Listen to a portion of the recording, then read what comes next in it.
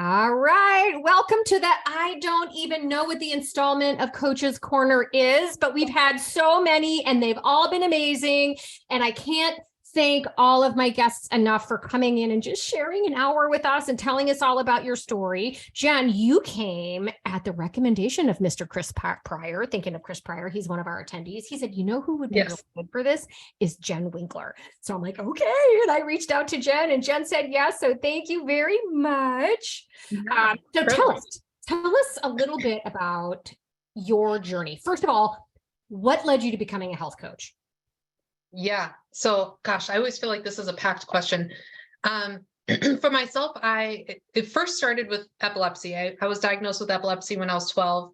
Oh boy. And normally, it was in fifth grade in front of a computer, those old green screen kind of computers. Fifth grade, fighting over Oregon Trail. That's me. That was me. And so that was my first seizure. And then the second one was after a sleepover where we didn't sleep. Mm-hmm. So I've had epilepsy since I was 12 and gone through a whole different host of medications. One was working at first, caused pancreatitis. They switched medications. Wow. And ever since getting off of that one, I would still be prone to seizures. Normally in the medical situation, after I believe it's 2 or 3 medications that do not work, you're officially drug resistant epilepsy. And that's when they might try ketogenic. Maybe. Yeah. No one ever mentioned that. Anytime I mentioned it, they would say, and here in Phoenix, that's where I'm at, the hospital is supposed to be one of the best epilepsy hospitals in the US.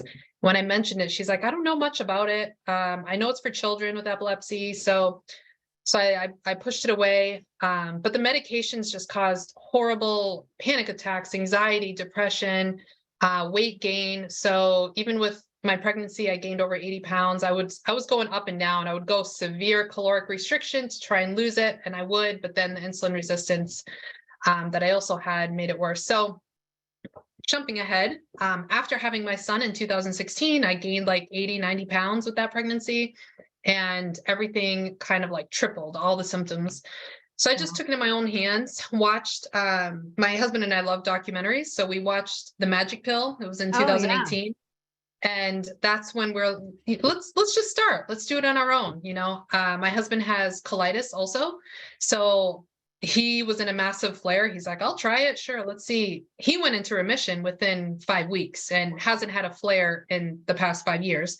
And then myself was a little bit more gradual, but I was losing my weight. Insulin was lowering. I was getting off my medication. So I've gotten off of a huge amount of the medication. My mental health is way better. So that got me on the health journey of, starting as ketogenic, and now it's been 5 years. So I'm not as strict. I'd say I'm more primal aligned at this point because I don't need it to be as strict as therapeutic because it's all better.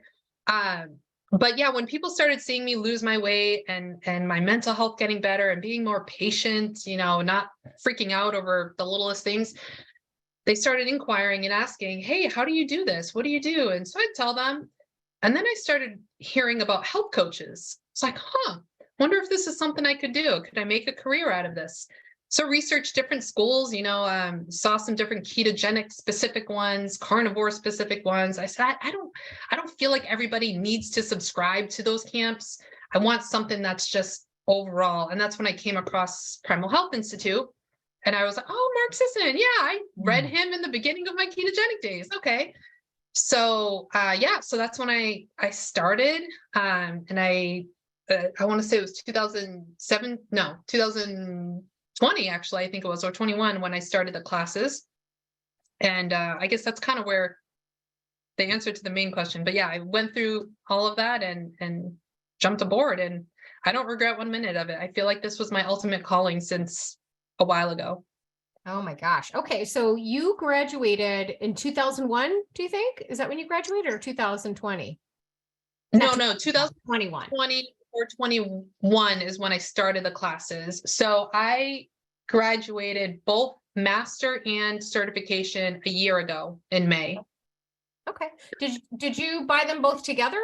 Or did you no. take one? Because I had a conversation with somebody who's actually in this class about Master Coach and whether that would be beneficial for him. Do you mind sharing a little bit about kind of what you found that brought to the table for you. Sure. So yeah, I started the certification first. And then I believe I was only like 5 or 6 chapters left when they were launching the master. And I also learned about becoming a national board certified, how those 2 courses fulfill the requirements to be a board certified health coach. So I always talk about it with my husband because I'm not going to be available as much. And I figured if I just get them both done now, then I can sit for the board exam that was coming in, I think it was August, or something, whatever the timing was. I mapped it out and it worked out. And I said, okay, I'm just going to dedicate myself. And it helped me to focus more, because when it's a self-paced class, sometimes it's, I'll get to it next week. And then it's like 2 months later and you haven't touched it. So something about taking the master course with it, with live classes, I knew in order to get the master course certification, I had to finish the actual certification. Yeah, I saw the sun going in your eyes. I was like, Yeah, you good there? It's no longer if I'm tall, I stand on my toes. Go ahead. Yeah, there you go. But yeah, so it just gave me more accountability to do both. And some of it kind of overlapped. I was at the perfect spot of the certification course where it was overlapping with the master course. So I was able to kind of really hone in on those skills. But that's why I took it. And I don't know. I don't think I'm answering the question you asked. I forgot. Sorry. Well, Can you remind me? It's kind of like, so here's, there's separate courses for a reason. The main one being that if we made everybody go through that live training to just get certified, it would drastically reduce the number of people who could take it. A lot of people just don't have the schedule. So we wanted to make it as a separate course, but we do as a team fundamentally feel that both courses together really do make up the best education, because it's hard to get around the fact that building skill, you can't learn skills in a book and by reading. You kind of have to, you've got to master the skills by doing and getting more practice. And from the people that have taken Master Coach and anybody else on here that might have taken it, one of the things they've said is just how much more confidence they walked away with as a coach, and feeling like you don't have to be anything else. You don't have to be a doctor. You don't have to be a dietitian. We got plenty of those. We don't have enough coaches. So let's be great coaches. So I don't know. I think that was, not I think, I know that was the impetus of my question, like what you found. Yeah, no, 100%. The first week, it's like, or the first times we do our live practices, it's kind of like, but Erin really did a good job helping us remember that we're all coaches together here. It's just practice, there's no judgment zone kind of thing. And I think, and I even helped with the following course. I was one of the, I can't remember the words, but I was one of the coaches. Yeah, I was a facilitator on the following course too.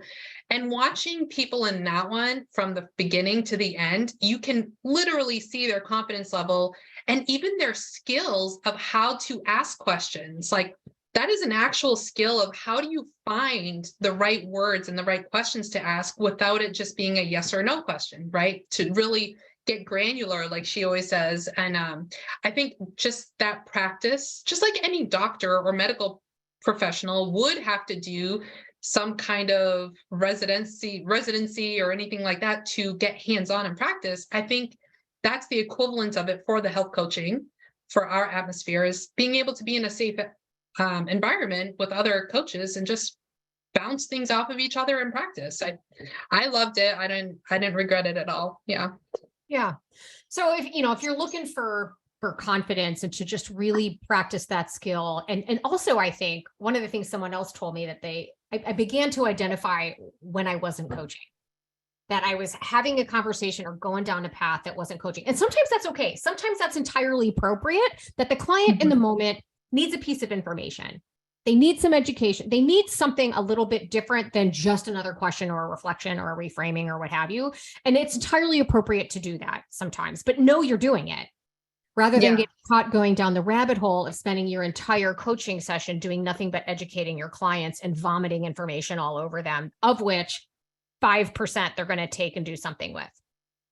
And I think it was a really helpful redirection for me personally, because coming into health coaching, I kind of thought that was part of what it is. Oh, I'm just going to educate people and tell them what to do.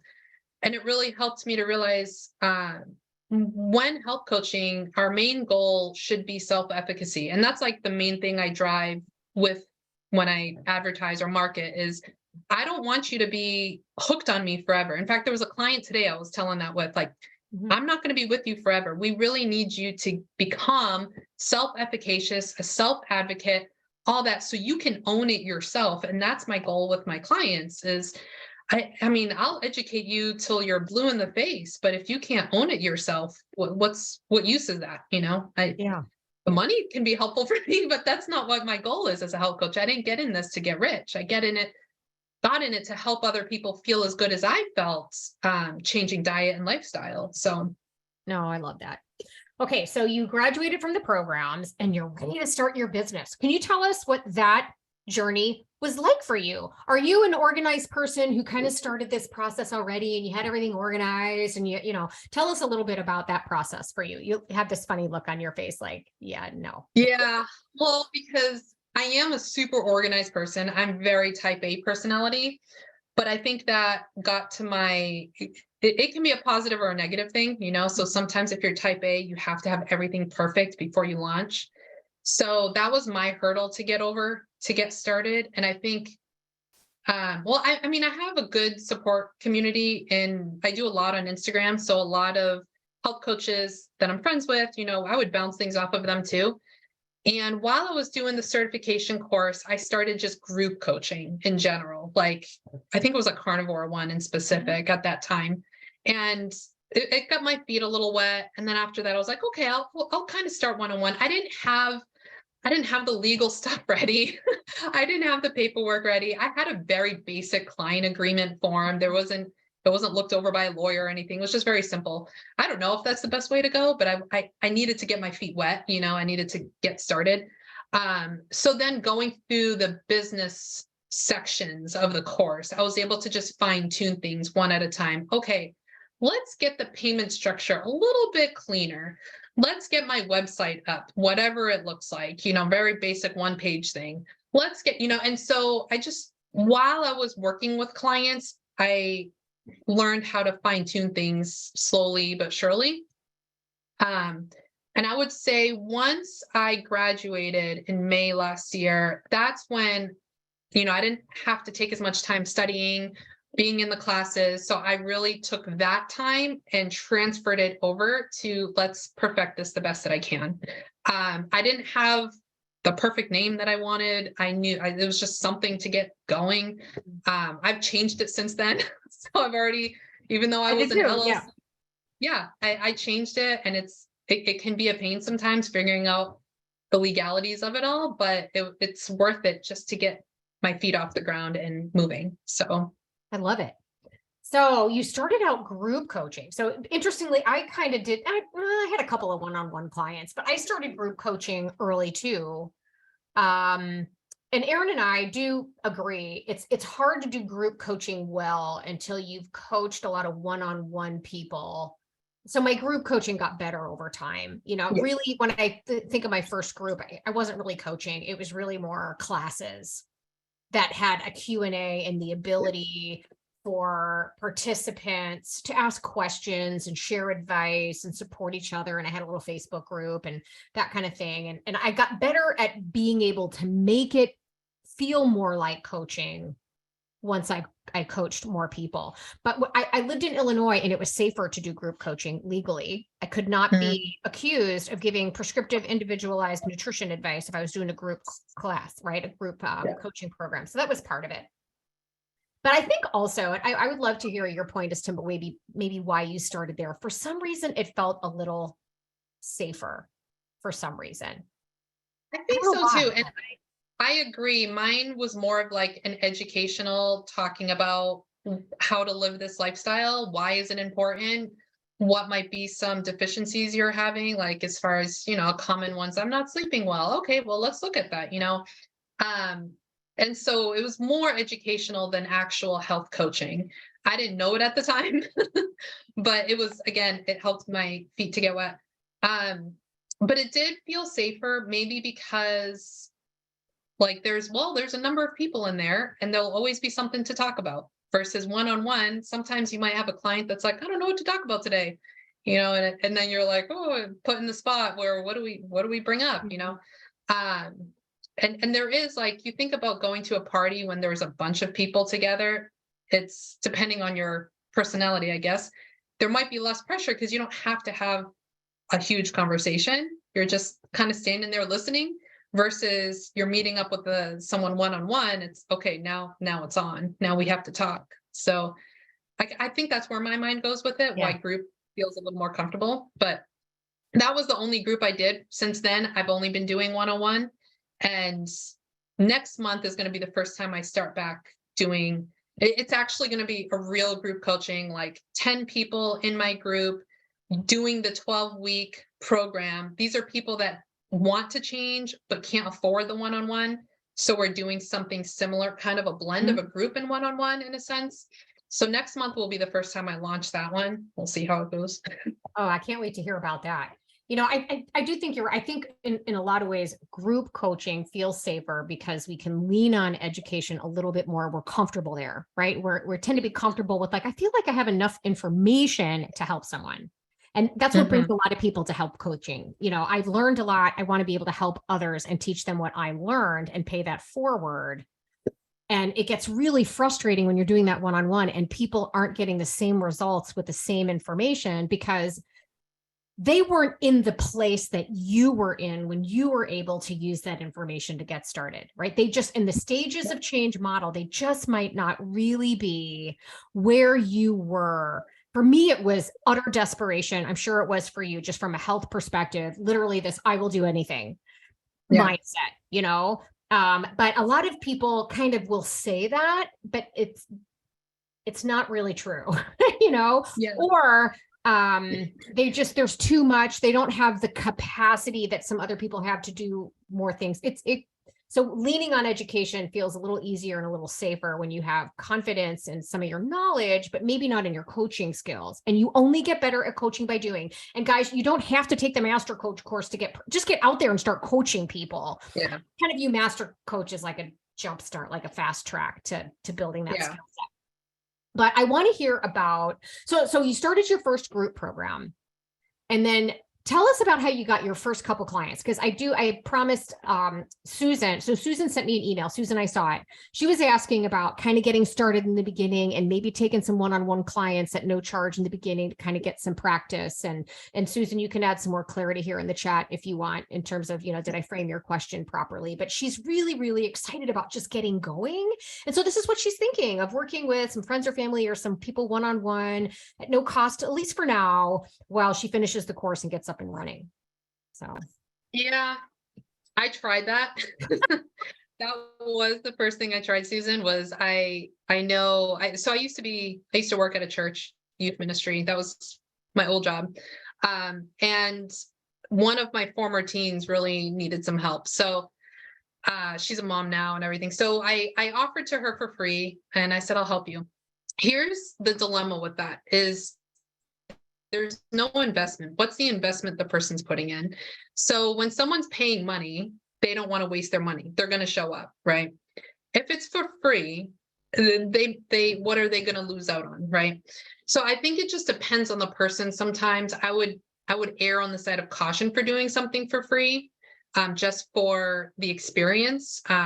What I did instead was I offered discounted packages. So the cost that I saw what my package was worth, I said, hey, I need some clients to, you know, get my stuff started, to jumpstart, and I'm offering it half off in the beginning. So that's how I got my first 3 clients in the beginning. And I do this more part-time. I'm a mom. I have a lot of other stuff going on too. So I don't aim for like full-time 9 to 5 clients yet. So the 3 in the beginning was perfect for me. And one of them is still with me too. So that's really exciting. It's exciting at the same time, but yeah, so that's how I got mine. I do a lot of my stuff on social media. Chris will attest to this if he's still here. I post a lot of different educational stuff and reels and things on Instagram. That's where I've gotten all of my clients. That might not be your specialty. Maybe you're not a big social media person. And honestly, that's just where I went first. I did do the CMP course with Primal. Yeah. Because my Working in ultimate medical goal was practice. to look, that's what it was. Thank you. I just remembered it was CMP. My ultimate goal was to work alongside doctors. So like I specialize with insulin resistance, hormonal imbalance with women. That's my niche. And I want to work alongside OBGYNs who have women maybe suffering from infertility, PCOS, things like that. And I know a couple doctors local to me that do that. So I completed the course. I'm getting ready to give my pitch to them, naturopaths, chiropractors, so I don't have to rely on social media as much. But yeah, that's how I did it in the beginning was discounted so that they are investing something. I like that, kind of your beta group, right? Rather than totally free. Yeah, I think that, look, you can give away a ton of free stuff in your marketing, you know, in the course. So I think you took the health coach certification course in its initial iteration when it was all one big course. Right now, the way we have it structured is we have all the health and science information in like that. It's called the Primal Health and Nutrition Expert. It's like a siloed pillar now. And then all the coaching training is in its own little course. And then all the business training, rather than sprinkled throughout, is in its own course. We did that for many reasons. I'm not going to bore you with why at the moment, you know, but this is some of the things that, you know, we talk about in terms of thinking through your business and the role that things like social media play, and the fact that content marketing that actually adds value to the consumer that views it drives trust, and it elevates you in the eye of like content expert in the consumer if what you're delivering is like, wow, I've learned something there, or what a great tip, you know? Yeah. So do you mind speaking to why Instagram in particular? Is that just a platform you enjoy? Do you find it works best for your target? How did you land on that one? Yeah, I think it was, I saw something, what kind of people go to which social medias, right? So my particular niche with young women, suffering from hormonal stuff, like basically my age group is more TikTok, Instagram. I personally cannot stand TikTok. I will not do anything to get on TikTok. So I'm just like, that's not an option. Facebook, I don't feel if you don't already have a huge following, it's hard to build at this point on there. At least my experience, there's probably some ways to do it. So that's how I kind of landed with Instagram. And I already had a little bit of a following just from my journey in itself. So I just kind of started building on that, making reels. They can be educational. They could just be you filming yourself talking about a really good thing that you learned in one of your classes or your books. Put a little bit of music to the background, poof, put it out, and it goes to the masses. It doesn't have to be, it won't be only followers. It'll go to non-followers. So it's really easy to build an audience on Instagram, as long as you're consistent and giving something of worth, like you were saying. And then in the stories, that's people that are watching your Instagram stories. That's where you're building the trust. You're sharing a little bit of your own personal life. I mean, it doesn't have to get too personal, but just so that they know you're real and you're not just this, you know, influencer or something like that. So that's kind of, it seemed like an easy strategy for me where I can just film what I'm cooking for dinner and post it, and poof, and they're like, oh, I never thought of that idea of food. And it's just what kind of clicked with me. And yeah, I guess that's kind of the main reason. Yeah, I love that. I'm torn. I have more friends on Facebook than I have followers on Instagram, and that's because I started there and more comfortable with it. I don't know. I mean, I love the tip that you just gave, which is kind of do a little research and find out where your target audience spends time, you know? Yeah. One of the markets that I know very, very well, yet up until very recently, I've avoided like the plague, because it's like facing trauma, but like the whole corporate wellness market, the whole corporate market that I spent decades in and could not have run away faster from. I know needs my help, and I know how to speak that language. I know how to talk to a decision maker And I have enough connections with friends now where we all grew up in that business together that are now in decision-making positions that I could reach out to. And so I'm like, I really should be on LinkedIn, posting stuff on LinkedIn for that group. And doing that consistently for a couple of months and then hit those people up. Hey, I don't know if because they're all on there, Yeah. Rather than just reaching out of the blue. But that's another area, right? If LinkedIn, Facebook, Instagram, we know people that have built businesses on TikTok. I know, but my first business, I didn't build on any of that stuff. I'm a friendly person and I like talking to people and I'm always just, and I'm talking and the next thing I know, oh, you know what? This is what I do. Let me know if you need some help. I'm always just offering to help. And the next thing you know, oh, I have a business, Yeah. And I learned too that starting with free, people did not get the results that I wanted them to get that I could use to say, look what she was able to accomplish or he was able to accomplish working with me. So that's the only problem with doing it for free, especially if you want to gain experience. It's not, typically speaking, it's not going to be a good one for you. I could be wrong. Some people will surprise you, but also if they're not following through, you lose confidence. Yeah. Right. Yeah, no, and a friend of mine actually just posted something today that was very thought-provoking in this aspect of, okay, so there were these two people, this person had a friend going to the gym, right? And she was paying $250 a month for her gym membership. And it has everything she loves. And her friend's like, you're crazy. You can go to Planet Fitness for $10. Like, why would you do that? But the difference is $250 she's spending. She's going to make sure she utilizes that gym every single day. The dude paying only $10 a month for Planet Fitness, he's still overweight because he never goes. He's like, $10, well, no big deal. Right. And just that analogy right there is a perfect one for us as health coaches. Like, yeah, there are going to be people that say, I can't afford it. Now we can talk about that and try and make a way that's affordable without gypping you as a health coach. Payment plans, if that's something that's something I do with mine. I'm willing to do payment plans, but not to the point of where it becomes free. So because they're, like you said, they're not going to invest in it. Absolutely right. And so a question that comes up a lot is about pricing, and I think if you price yourself to where it's kind of a no-brainer, that's too low. You don't want to price yourself out of the market. You don't want people to literally have to go take out a loan. I know some coaches that do that, right? I know some corporate coaches, business coaches, life coaches that the price point and people have to go get a loan. I don't want that. But it needs to feel like an investment. And typically speaking, like you, my program's 12 weeks long as well. It's for 12 weeks, right? So whether you're paying upfront or whether you're doing something monthly, it might feel like a second car payment, but it's just for 3 months, right? Yeah. And then hopefully we're done. So I don't know, do you mind speaking to that a little bit and kind of how you went through thinking through your pricing?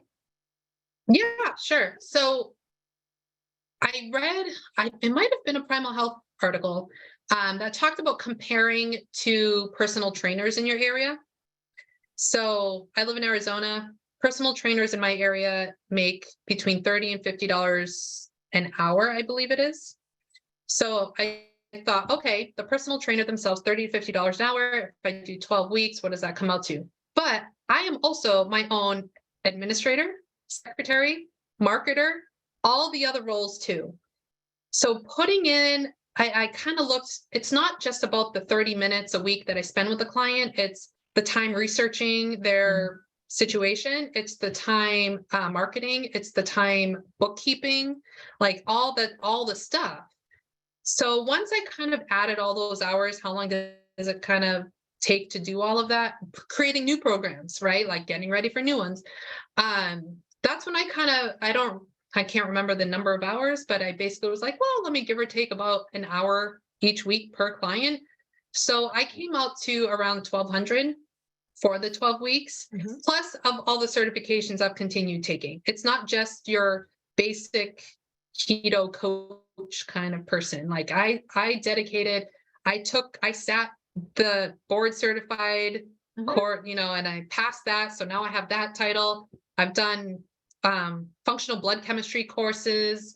Now I'm in hormone course. So the more education I get, the more that price point will start pushing more. So that's kind of how I got that one. Yeah, I average about an hour a week per client. Yeah, no, I love that. So Susan's asking, can you give a range for your 12 week? So you just gave her that. So in the way I typically do it, I have my baseline is 1,200. And if there's something, so look, I don't want you thinking through like dollars for hours, but the exercise that you just walked them through was thinking it's not just FaceTime dollars for hours. It's the amount of time and effort that it's going to take for you to actually deliver a good experience and the cost. When you think about going to a restaurant and what a cost of food, trust me when I tell you, at least they should be if they're going to remain in business, the actual cost of the meal in front of you is not what you're paying. You're paying for the cost of the cook to cook it, the cost of the host that sat you down at the table, a little bit of the rent, a little bit of the electric bill, and all that stuff. So all of that needs to get rolled up into how you think through pricing. So my 12-week program is 12 weeks. I will charge more if they're going to need a lot more of me, or if it's a husband and wife, or I'm dealing with a family. Okay, there's multiple things that are going into this that complicate things that are just going to require more bandwidth for me. And so it goes up a little bit. But I have my baseline program that's about the same price as yours. And it seems to work really well and it's reasonable. And I can stand behind that price. Because trust me, there are plenty of people that are I don't know if I can afford that. There will be people that just, they're not a buyer right now, not at that price, right? They're comparing you, like you said, they're comparing you to the $10 Planet Fitness, or whatever insert inexpensive sort of health or fitness professional that's not a coach and is delivering a commodity of some kind. Yeah. Bear that in mind and have confidence in that when you're having that sales conversation. Like my job is to not just copy paste a workout program for you and stand there and count your deadlifts. Like who wants that? That's not what we do. This is so much more, and have confidence in that. Yeah, no, totally. There was something I was thinking of with that. The other aspect of it too, with payment plans. So I try and what I'll actually do is I'll tell them it's $410 a month, but if you pay in full, it's $1,200. The payment plan, I add a little bit more because it's better to get everything up front if they can. Also processing fees and all that stuff. So that's one other thing I do. But to the point of what you're saying with people, you're not going to get everybody. I mean, I had 3 discovery calls a couple of weeks ago, and they seemed like they were on board. I sent them the link and something kind of just fizzled off. I don't know what it is, but I'm not going to hang my hat and, woe is me. They know themselves. They know whether they can do this now or not. And I want them to be ready before they invest that money. I want them to be in that proper stage of change, right?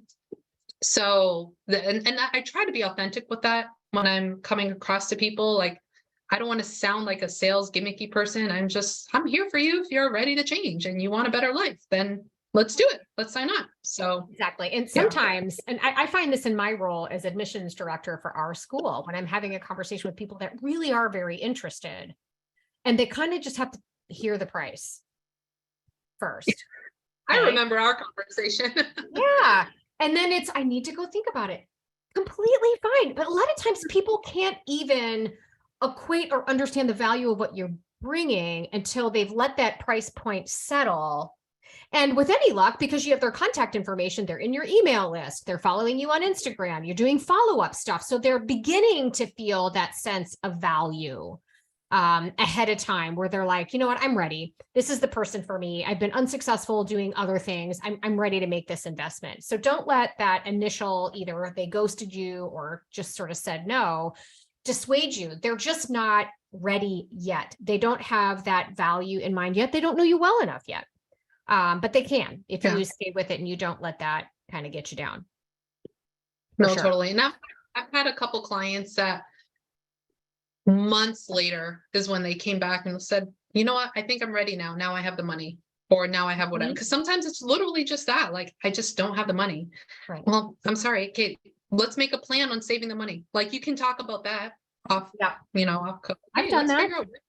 Yeah. change some subscriptions or whatever it is and figure out a plan. So Yeah. I mean, I came from the finance world. So sometimes I would lean on that. I'm like, hey, I used to do this for a living. So if you need help finding room in your budget, I can help. Because inevitably there's always, we used to call it the latte tax, where you nickel and dime yourself to death, and that $4 or $5 latte every morning pretty much pays for it.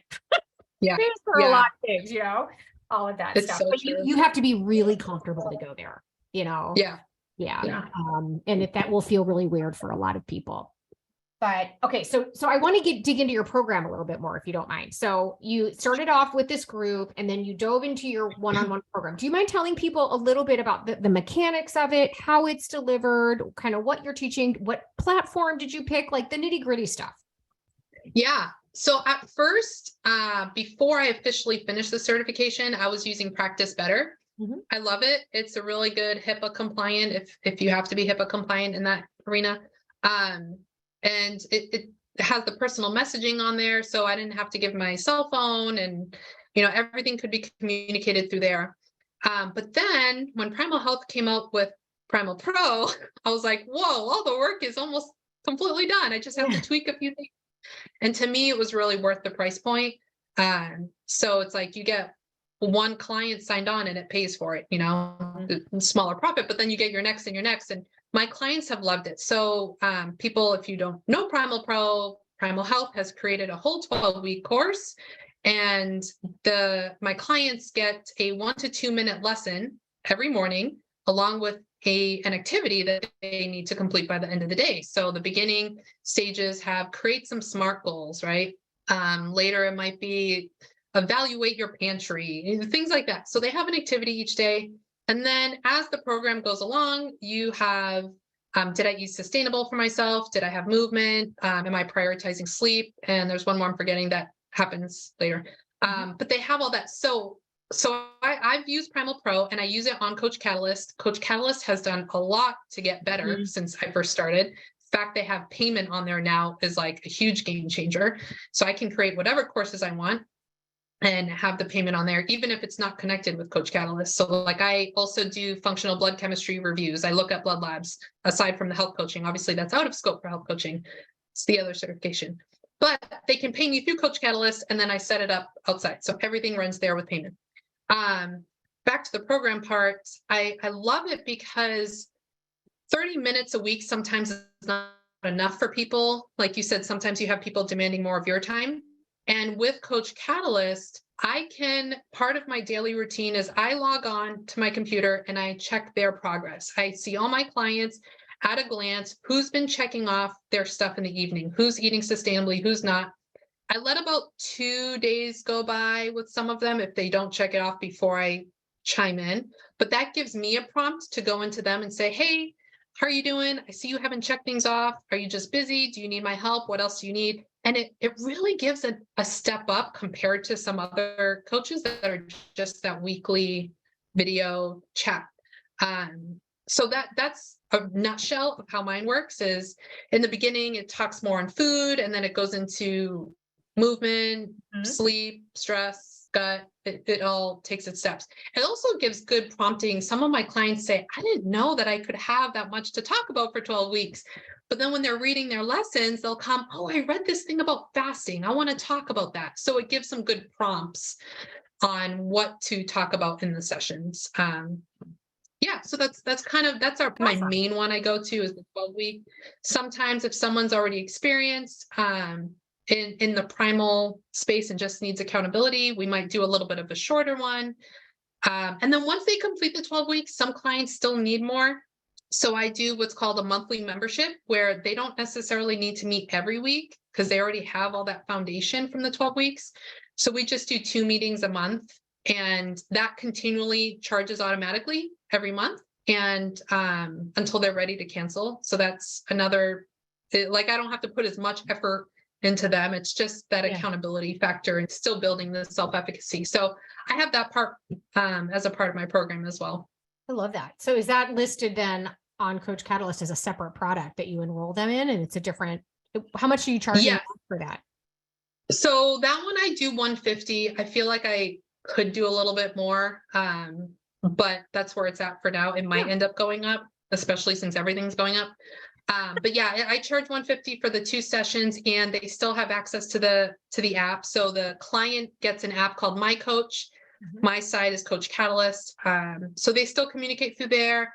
Let's say they are like, hey, I want to figure out some kind of workout routine for mobility or whatever. I can go in Coach Catalyst library and I can still assign them different programs. But most of the time it's just, I created a separate program that's monthly membership, and it still has those accountability, movement, sustainable foods, and prioritized sleep. So they're still checking those off. And yeah, it's set up as a recurrent charge kind of thing. Yeah. Yeah. Cause that's something that does come up in terms of like, am I always looking for new clients? And so some sort of a subscription or sort of monthly almost retainer makes a lot of sense for a lot of people that just have a longer road to go in particular. Because I have had people just re-up for another 12 weeks all the time. I'm like, that seems like a lot of like, let's just do some sort of like a monthly whatever. And then when you need me, I'm here, and let me know. And I'm like, okay, yeah, that would be great. So that's fantastic. I didn't know you were using it. So how much did you have to go in and customize it a lot, the PrimalPro? Did you kind of not too much. There's a few things that, we all have our own separate little bit of beliefs difference. So there would be a few things that I changed. There's one lesson I'm thinking of where this is my favorite recipe. If you're looking for something, I'm like, well, I kind of like that, but that's not my favorite recipe. Right. So I found one that is mine and replaced it. And the personal messages that get automated and sent to them, those are the ones I really tweaked a lot more to make it sound more of what I would say. So it would be very tiny things, just lingo in a sense. I wouldn't say, I can't remember what words, but people say hi differently. You know what I mean? So I wanted it to sound like me. I know it gives the option to record the lesson in your own voice too. I just didn't feel like I needed to. I think Erin's voice is perfectly fine. But just so people know, you can record your own voice as well so they can hear you. I might do that at some point. I don't know, but that's where it's at for now. Yeah, I just deleted it. I'm like, if they don't have the time to read a 2-minute lesson, we've got some other problems going on. So I just deleted the audio out of there, and like you, I'm too lazy to record my own, but one day I will. So I love that. So you've gotten one-on-one clients under your belt, you've refined your pricing. And I love that you're using PrimalPro the way it was designed to work, which is, here's my program. This is a flow of information and education, a way to stay in touch, a way to provide accountability. But at the end of the day, you still are coaching. You have your coaching conversations that you're overlaying on top of this. And that's exactly the way we envisioned it, that you still have your relationship and you're having conversations with your clients about how they feel about what they've learned. And what are we going to take away from this week and apply it? What do we need to kind of put on the back burner for now? And where does all this fit in? So I think that's great. So now, so it's been a while since you've done another group program. So is this a group that sort of found you because these were a group of people that can't afford you, or are you marketing a group? Oh, that's a good question. So with my following on Instagram, there would be people, I was noticing some people, especially lately, the economy is very difficult for people. And like I said before, my goal is to be able to help people without gypping myself. But so that's how the idea sprung up, was there's people saying, I can't afford that price.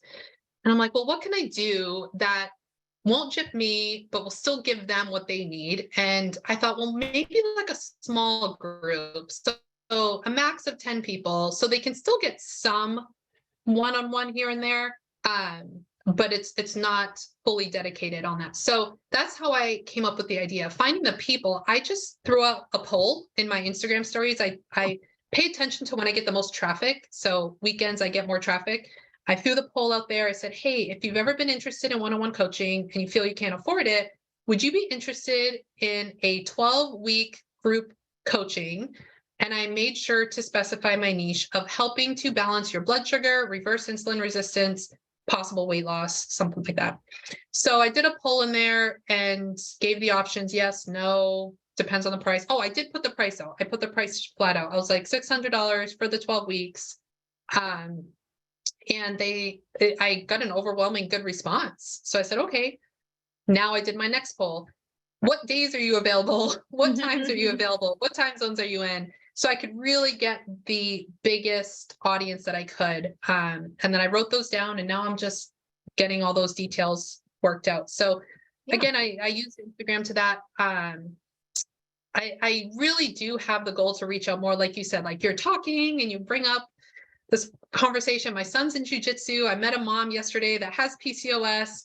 And I'm like, oh yeah, I'm a health coach. She's like, oh, what's that? And then it brings up the conversation. What is that? Oh, I help women who struggle with insulin resistance, PCOS, da, da, da. Oh, that's what I have, and what do you do? How do you fix it? And so then another thing, guys, is get your own business cards. Like you can make them on Canva so easily. And that's what I did. Printed it straight from Canva. I think it was like $10 for a huge box of them. And I carry them with me. And I'm like, hey, if you know anybody or yourself are interested, here's my card, and it's old fashioned, but it still works. So yeah, people like I leave them at my naturopath's office, at my chiropractic office. They keep it there on their counter. So it's a way to spread it besides just social media. Oh yeah. I did the same thing on Canva. I also have, it's a digital business card. There's a couple of apps out there. Yeah. And you put and that way you can just, if someone has an iPhone, you can just airdrop it, or it gives you a QR code and they take a picture of it and it uploads your contact information right into their phone. You got no excuse, Yeah.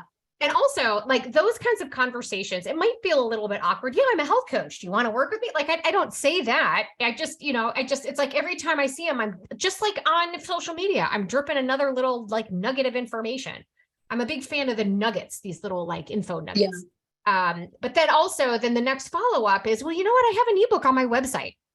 Just go onto my website, coachlaura.fit. I have a little recipe book on there that you can download, that then brings people to your website and they know you're legit, and then they'll end up asking questions and stuff like that. So there's all sorts of little ways you can totally utilize. I find it interesting sometimes. I don't know if you've come across this when you say I'm a health coach, like many people will automatically go to like Beachbody or MLM companies and stuff. And so in the beginning, I used to feel almost like I had to defend what I am as a health coach. I'm not trying to sell you any products or anything like that. It's literally just making you feel better. And they'll, oh, like a nutritionist? Well, not quite like that either, but getting closer. So yeah. Do you have like a favorite way of phrasing what you do? Do you have I hate using the term elevator pitch because no one likes being pitched anything in an elevator, but you know what I mean? Yeah. I think I just automatically, like right after I say, yeah, I'm a health and wellness coach. I help women with insulin resistance. So I just let it flow right after that instead of stopping. I'm a health and wellness coach and then just leaving it. That's something I learned over time. I was like, oh, why don't I just say that one quick sentence of what it is I do and how I do it? I love it. Something brief, get it out there. And then inevitably, I don't know how many people joke, I need someone just like you. And I'm like, yeah, well, anytime, let me know, you can. And a lot of times, I mean, I'm in a different position too, because I do our podcast. I'm like, I work at a school and we help coach other coaches. And, sometimes we have episodes that are really very valuable to the end health consumer. You should check it out, or it's, I put a lot of really great nuggets out there on Instagram. So, follow me on Instagram. I share some really great information out there. And if you like what you see, let me know. We can talk about it if you need help. I love that. So you're going to do this group program with 10 people. I assume they're all going through the same 12-week program that you already have set up. How are you going to run the group? Are you doing group sessions over like Zoom or something? How are you doing that? Yeah, good question. So they're going to be weekly. So 1 hour weekly with all 10. And I'm going to look at what the lessons are in the PrimalPro so I can kind of address that first. So first week would probably be something like pantry cleanse. I'll give a little bit of an educational spiel, probably like 20 to 30 minutes, maybe some on insulin resistance, since that's our main topic. What is insulin resistance? So they can really be empowered by understanding what's going on in their body. How does insulin work with your glucose, et cetera? Like, why isn't it working properly? So I'll have little slideshows that I'll make to kind of back up what they're learning throughout the week. And then the second half of it will be Q&A. kind of situation. So come prepared with your questions or situations, obstacles that's arisen, and we can troubleshoot as many as we can, kind of thing. I like it. So I've used our version of PrimalPro. We call it My Primal Coach with corporate wellness clients, and they're all on the same kind of program. And I do these Zoom calls. And in the beginning, I was doing like, I created slides and I was going through, hey, you know, let's talk about what happened last week. What questions do you have? Here are some of the frequently asked questions that came from the group. Because everybody's always, it's like crickets when you've got a Zoom call with like 50 people on it. No one wants to say anything. So I'm like, these are some of the frequently asked questions. This is how I answered them. Anybody else? I try to get people engaged, and then I'll kind of go through kind of what's coming up next. And I had a company that went through it for the second time. And so there were some people that were brand new, but then there were people that had been through it already. And so we threw that out the window, and it was all just, what have you got? Tell me what you're dealing with. And I would ask them to submit some questions early if they could. And sometimes I would throw some chum in the water. Oh, so-and-so asked this question, you know, and the next thing I know, the entire hour just opens up, you know? So depending on the size of your group, you know, if you've got a large group, you're always going to have the same 3 or 4 people that speak up and everybody else is quiet, which is a bummer. So trying to figure out a way to get everybody else to communicate as well. What's cool within Coach Catalyst now, and I think Practice Better does this too. PrimalPro is coming to Practice Better, guys, too. I have the folks at Practice Better working on getting it as a plug and play in there. But they now have communities. So it's kind of like your own internal Facebook group now. So people don't have to have a Facebook group, and you can have people posting things, and it's the only way people in the same group can communicate with each other, because that messaging function is just between the two of you. And that was really cool. I loved that part because, like I said, I'm not super active on Facebook. I have my personal page with family and friends, and that's about it. But I know a lot of other people that are like, oh, do I have to have Facebook? And to have it within that same app, and I can be like, oh, I came across this recipe. Here it is, you know, and just sending it to the whole group right there without having to maneuver all around different apps. So I loved that they have that part. Awesome. All right, so we're winding down here. So I just want to, I guess, ask you to speak to, for those people that are on this call right now that still haven't launched or aren't where they want to be, can you kind of give them a little bit of a pep talk? Like, what was the mindset you think you were in when you finally just went and put yourself out there? And what did you learn when you finally did it? As scary as it, like, what were you the most afraid of? What actually happened? Because like what you envision, what you're most afraid of, like never happens, right? It's oh wait, yeah. So it never happens like that. It's always not as bad as you thought it was going to be. But anyway, I would like you to share a little bit about that, if you don't mind. Yeah. So the first group one, putting that aside and actually jumping to the one-on-one first, getting my first client, it scared the crap out of me. I don't know why, like I won't sugarcoat it. But there was, I thought, will I actually be able to help her? You know, it was basically the imposter syndrome taking over, because I knew that I knew what to do to help her. And obviously if she was willing to pay it, she trusted that I had it also. She saw something in me that was like, she has what I need. So what I did to really chill myself out was, before each call, just sit there and let myself be at peace, like have some kind of mantra, maybe read something or whatever it is, for like 5 to 10 minutes at least before my call, to get myself settled so that I don't look worked up when I'm talking to her.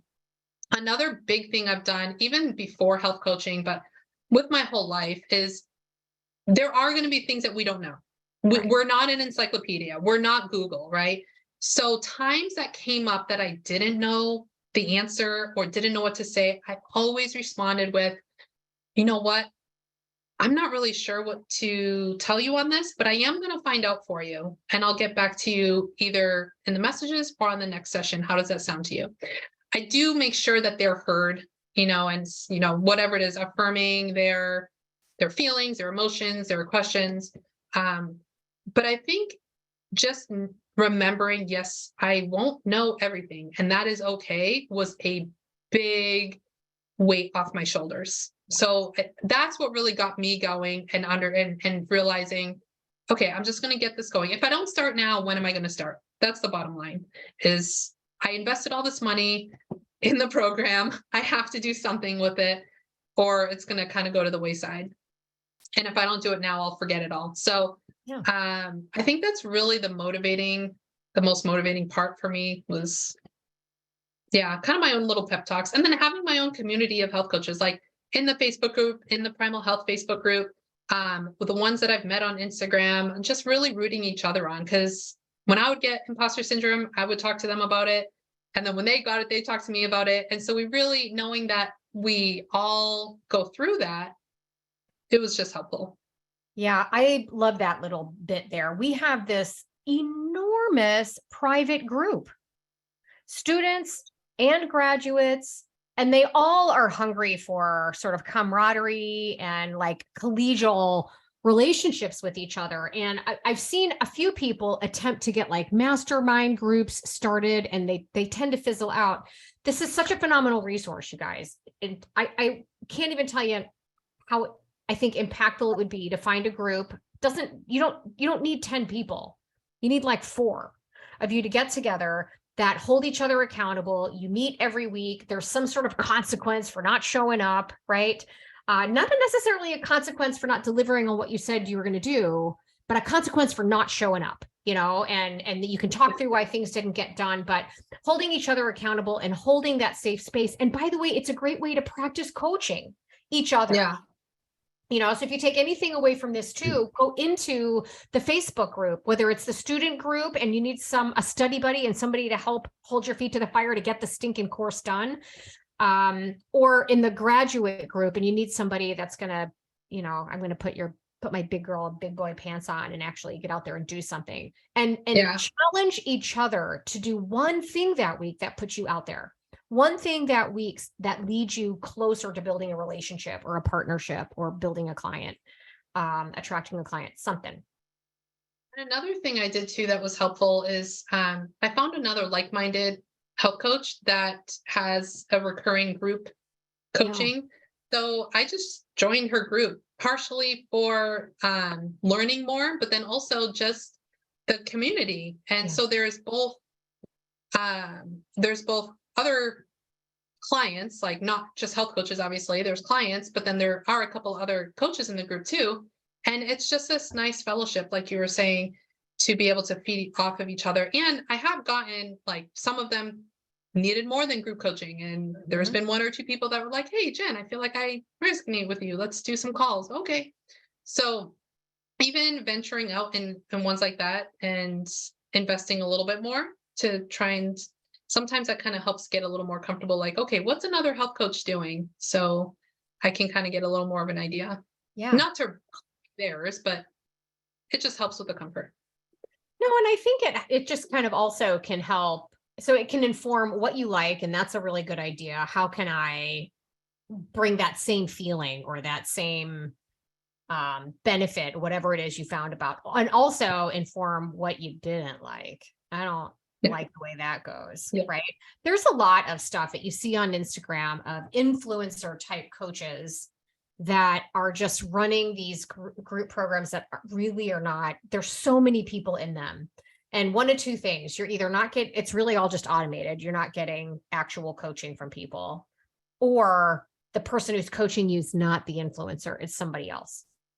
I see that happening a lot. And none of that is bad stuff, as long as the end consumer knows, so that's some things that I've seen happening with some people that have really, really big groups and organizations. So just being authentic to, at the end of the day, what you want your client to walk away with, Yeah. All right. So I'm over time. All right. So tell everybody how they can find you, friend you. I mean, you're a graduate, so you're in our graduate group, but are you in our student page too? Are you in there? I think I still have it, but I just never look in there. So it never really shows in the student one, but the graduate one, I'm more active in there. Yeah. So if you're a student, you don't have access to the graduate page. Maybe if they tag you or something, or they at Jen Winkler, they'll get a notification. But where else can they find you if they want to ask some questions and check out what you're doing and copy what you're doing or use you for information? Yeah, copy as much as you want. So I'm more active on Instagram, Coach Jen Winkler, Jen with one N. And I have a website, jenwinkler.me.com was taken. .me I thought was pretty good. So that's my website. You can kind of check it out and see what I did. I've just recently changed my name. So I used to be the ketogenic mom was my official name before. It's like, I got to start somewhere. That's what I'll do. And it was kind of cool. But then when my focus started changing a little bit to more of a primal ancestral versus just ketogenic, I realized, okay, what's my goal? I want people to realize how easy it is to eat. It's really simple. It's not as hard as you think. So I changed it to Simplified Health. Oh. And so that's my, but most people knew me as Jen Winkler, so I just had the website. So jenwinkler.me, Coach Jen Winkler on Instagram. Facebook, I have a Facebook page and I don't do anything with it. I probably could, but I only have so much time in the day, so I forget. Sometimes I'll post what I'm putting on Instagram on there, but it doesn't gain traction. So I'm like, yeah, I'll just. Yeah. Hey, I know a lot of people that are all about Instagram. So is Erin. And he's another great person to follow and prolific. So is Chris Pryor, always on Instagram. There's always great reels and stories. And so start following Jen. Let her know what questions you have. Jen, thank you. Really enjoyed listening to your experiences, Jen. Thank you. You're welcome, Neil. Thanks, Chris. Incredible Coach's Corner. Thanks, Chris. Yours was tough to follow, man. It was, dude. I watched it late, but like a week after, and I was like, oh shoot, that's the one I'm following. Thanks, Chris. You set the bar high, man. Oh my gosh, the next person coming after you is going to say the same thing, girl. So thank you so much. This was awesome. Just follow Jen. Thanks, Ollie. I'll look out for you. Awesome. All right, guys. Thanks, Jen. Everybody have a good night. Right. Bye. See ya, you too.